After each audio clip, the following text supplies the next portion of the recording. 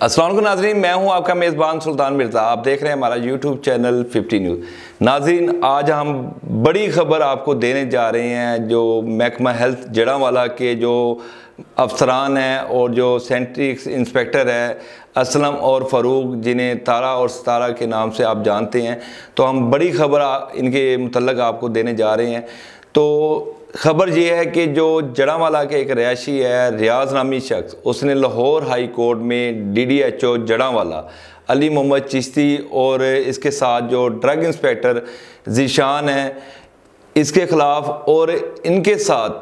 असलम और फ़ारूक जो दोनों भाई हैं, सगे भाई हैं, जिन्हें आप तारा और सितारा के नाम से जानते हैं, इनके ख़िलाफ़ एक पटिशन दायर की है। इसमें उसने मौक़िफ़ इख्तियार किया है उस पटिशन में कि जो असलम और फ़ारूक है दोनों सगे भाई हैं और एक दहाई से ज़ायद अरसे से ये जड़ांवाला DDHO और ड्रग इंस्पेक्टर के ऑफिस में ये ड्यूटी सर अंजाम दे रहे हैं और साल से ये इन्हीं दफातर में जो ड्रग इंस्पेक्टर के जो और DDHO के लिए जो भारी नजराने वसूल करते हैं जड़ांवाला में जो फैले हुए अताइयों के अड्डे से, और इसके साथ साथ मेडिकल और फार्मेसियों से भारी नजराना वसूल करते हैं। तो इसके मुतल्लक़ उन्होंने एक पटिशन दायर की है। तो गुज़श्ता दिनों तो लाहौर हाई कोर्ट में ये इनकी पटिशन जो थी उसकी सुनवाई हुई जस्टिस सैयद शहबाज अली रिजवी साहब की अदालत में। तो हमारे ज़राए का वहाँ पर कहना था कि जो पटिशन की सुनवाई हुई तो उसमें जो जज साहब थे तो उन्होंने एक रिमार्क्स दिए हैं कि आइंदा जो तारीख उन्होंने डाली है केस की 12 अक्टूबर केस की तारीख पड़ी है, उसमें उन्होंने प्रोसिक्यूटर साहब को पाबंद किया कि आइंदा पेशी में वो सेक्रेटरी हेल्थ और ड्रग कंट्रोलर जो हैं उनको अदालत में पेश होने का हुक्म दिया है। और इसके साथ साथ जो इनके ख़िलाफ़ जो रियाज नामी जो शख्स है जिसने पटिशन दायर की है, उसने बेशतर जो इनके ख़िलाफ़ जो करप्शन के मुतल्लक़ और महकमाना इंक्वायरियाँ और इनके ऊपर जो होने वाले मुकदमात हैं उनकी तमाम तर सबूत जो हैं वो फ़ाइल में लफ़ किए हैं। तो जज साहब ने जो दौरान समाअत सवाल उठाया कि ये इतने करप्ट तरीन अगर ये अफराद हैं तो इनको वहाँ पर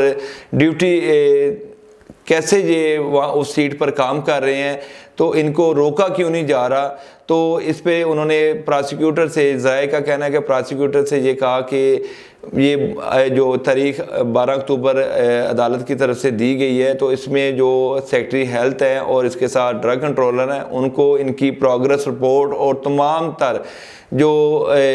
चीज़ें हैं वो लाने का कहा है। और ये भी सवाल उठाया गया कि अगर इतने करप्ट तरीन ये अफराद हैं तो आज तक इनके ख़िलाफ़ जो महकमाना कार्रवाई क्यों नहीं की गई।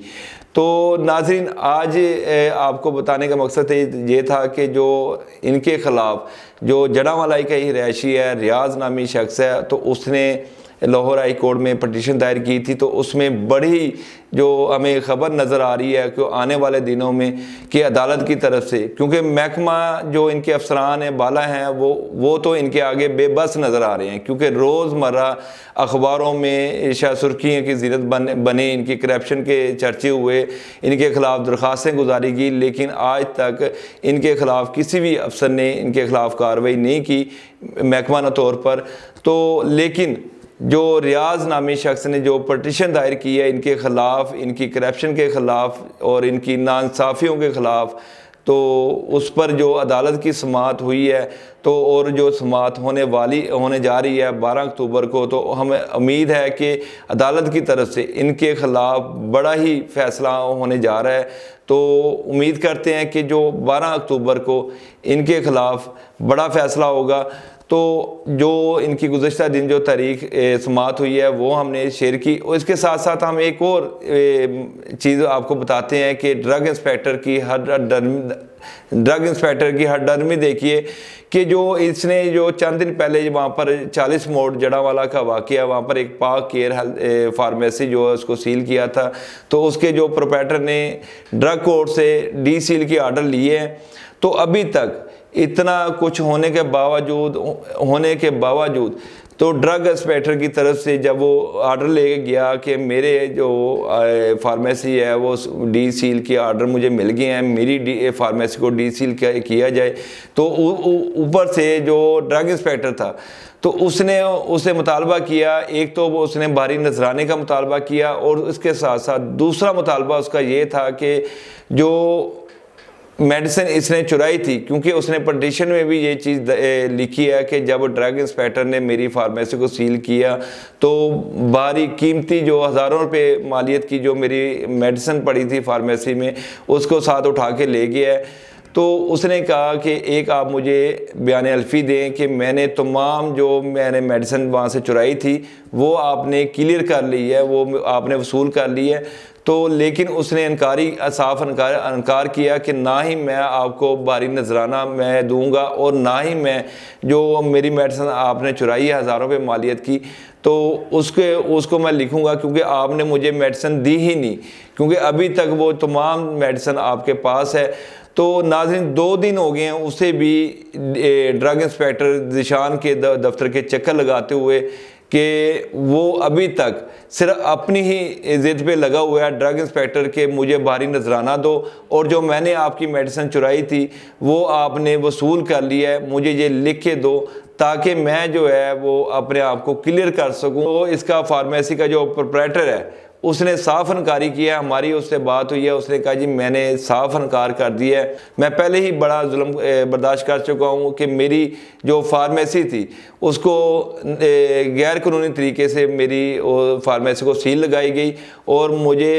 अब मेरे कारोबार को नुकसान पहुंचाया गया, मेरी जो शोहरत थी उसको नुकसान पहुंचाया गया और ऊपर से मेरी हज़ारों रुपये मालियत की जो मेडिसिन चुरा कर ले गया था। तो अब मैं मज़ीद